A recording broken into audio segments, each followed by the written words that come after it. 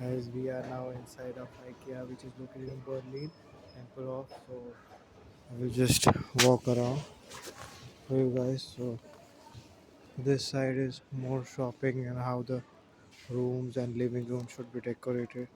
So this you can see there's like kids bedroom plus kitchen and something like that.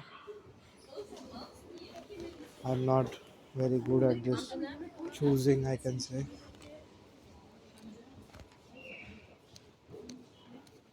There's some tap cover. Okay, so this is our thing.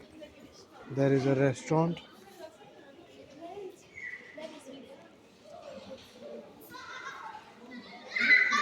This is what I like about IKEA. You just come into the restaurant and eat, drink, whatever you want.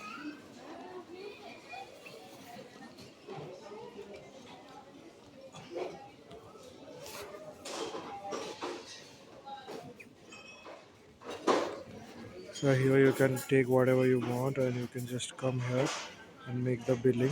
So once you have buy the coffee, it is like unlimited how much time you can refill you want from the counters.